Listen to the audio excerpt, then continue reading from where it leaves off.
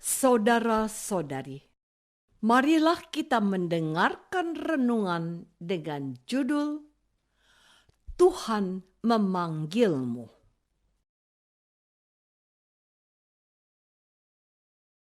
Yang berdasarkan pada Injil Markus bab 3 ayat 13 sampai 15. Kemudian naiklah Yesus ke atas bukit.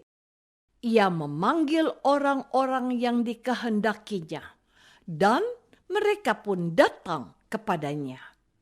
Ia menetapkan 12 orang untuk menyertai dia, dan untuk diutusnya memberitakan Injil dan diberinya kuasa untuk mengusir setan.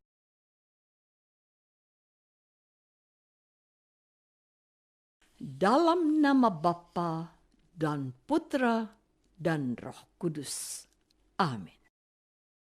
Saudara-saudari terkasih dalam nama Tuhan Yesus Kristus.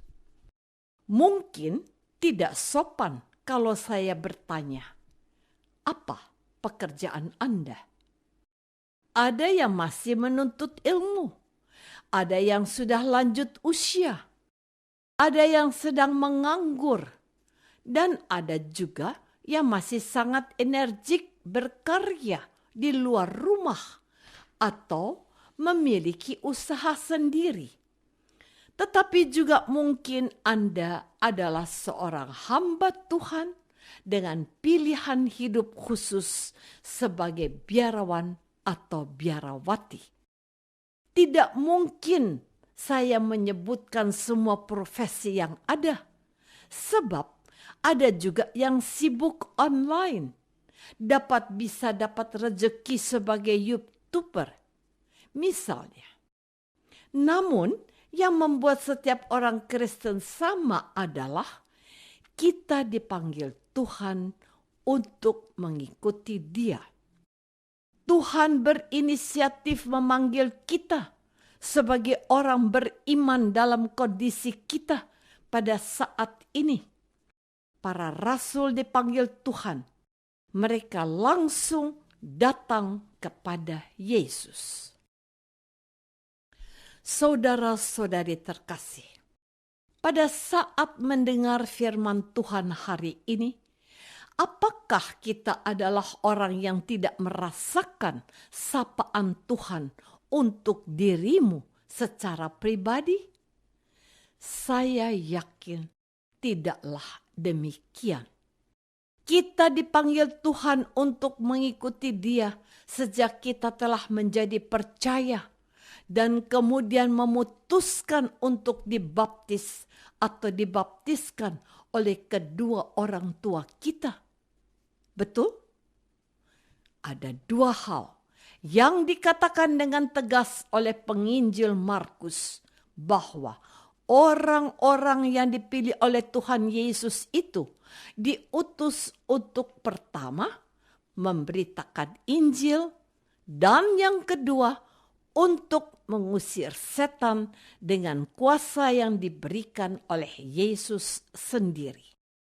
Dengan menjadi pengikut Yesus, kita juga diutus seperti Yesus untuk mewartakan Injil kabar sukacita kepada setiap orang dengan bersaksi, dengan hidup baik dalam kejujuran, keadilan, dan kebenaran.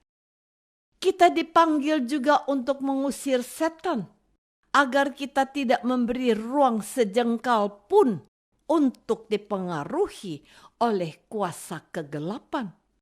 Itu yang utama. Lalu juga mengajak dan mengingatkan orang lain untuk hanya bersandar pada Tuhan dan bukan pada setan.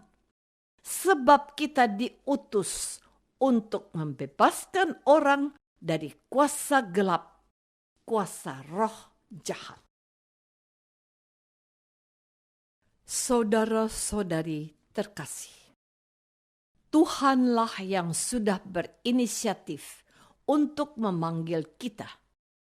Ini adalah sebuah anugerah, sebab Jatuhnya pilihan untuk kita adalah wujud cinta Tuhan kepada kita. Ia menghargai kita dan Ia ingin kita ambil bagian dalam seluruh karya keselamatannya. Ketika Ia turun dari surga dan menjadi manusia sama seperti kita, mungkin ada di antara kita yang ragu karena keadaan yang dalam kebingungan bertanya, sebenarnya Tuhan memanggil aku untuk apa? Aku sudah terlalu tua untuk keluar dari rumah dan melayani. Kenapa Ia memanggil aku? Jawabannya sederhana. Anda masih bisa berdoa untuk anak-anak yang telah dipercayakan kepada kita, bukan? Doa untuk cucu-cucu yang sedang menuntut ilmu dan supaya menjadi anak yang baik. Bukankah itu perbuatan yang mulia? Setiap orang dipanggil dan diberi anugerah sesuai dengan talenta dan keadaannya saat ia dipanggil. Ia bisa menjadi seorang guru yang mengajarkan budi pekerti kepada anak didiknya, menjadi guru yang bisa dicontoh rekan-rekan guru lain karena kedisiplinan dan tanggung jawabnya. Ia bisa menjadi karyawan yang tidak menjadi beban perusahaannya karena bekerja sesuai tuntutan dalam tanggung jawab yang prima. Bekerja dengan disiplin waktu yang dapat dipertanggungjawabkan dan masih banyak contoh lain. Saudara-saudari terkasih, hal yang menarik dari anugerah panggilan itu adalah mau mengusir setan dalam kehidupannya. Tidak ada kata kompromi dan coba-coba untuk menaati Yesus. 12 orang yang dipanggil Tuhan Yesus, namun ada satu yang gagal karena ia berkhianat. Yudas Iskariot.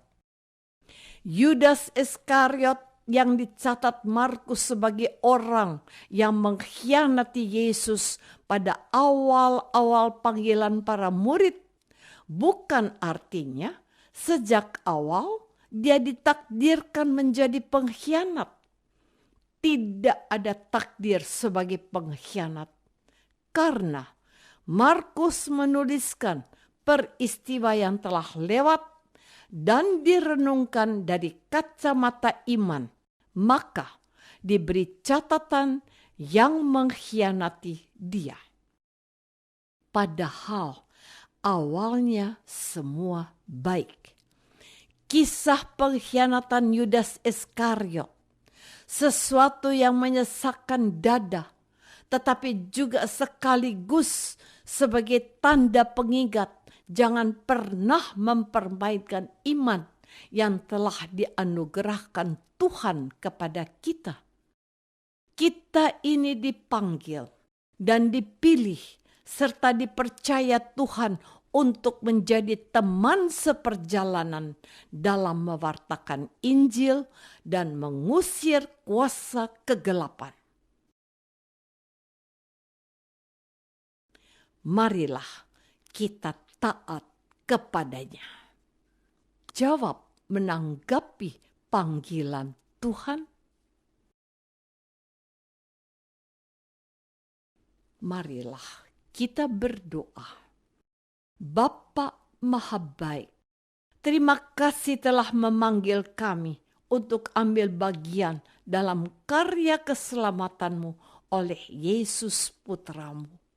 Bantulah kami untuk menghargai karunia-Mu, ya Yesus, Tuhan kami. Amin.